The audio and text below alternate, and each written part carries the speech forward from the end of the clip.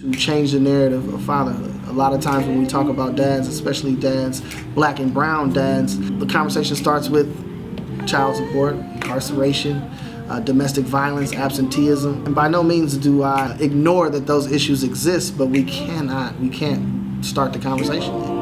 There are a lot of dads out there doing what they're supposed to be doing. There are more single dads now than ever before, especially in Alameda County.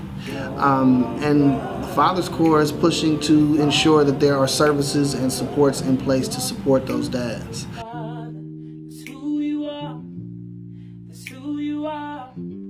Times I saw my own father as a model of what not to do, what not to be like for my own child.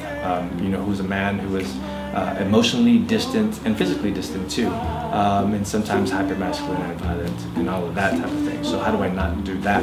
And I realized like it's not hard to not do that for me because the connection that I started to feel with my child and my children was so much to the point I just wanted to be around them. I know people need space, want to get away, and they're happy to do that because they need a break from their kids.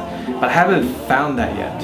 Like I'm still at the place where I don't like to be away. I don't like to travel. I don't even like to be home past their bedtime. I'm supposed to be the one to put them to sleep, and if it can't be me, I don't like that. I think I'm probably more attached to them than they are to me.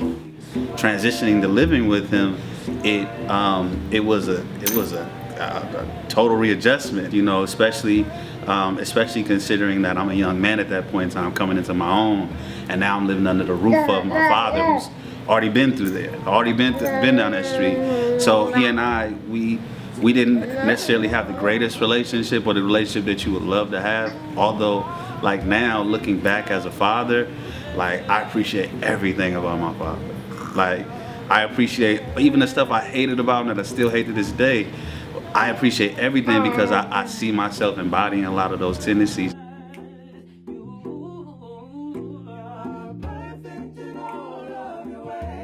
I never had an attachment before because I never knew what to look for in a father-child attachment. I never knew it would be quite as drastic as it is. I never knew that it would be as bearing as it is. I just knew that I wanted it to be playful.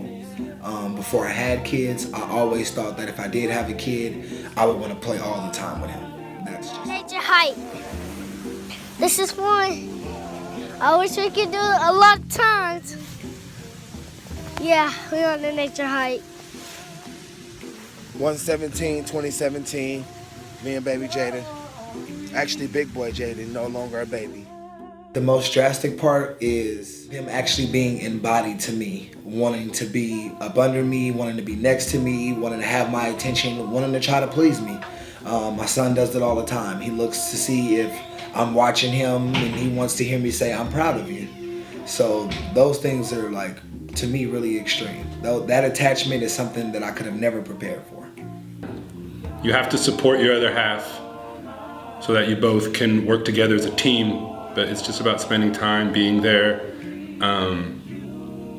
reading the stories and just kind of being available, making sure the needs are met, and just working with your team, whoever you're with, your partner, so that goal can be made.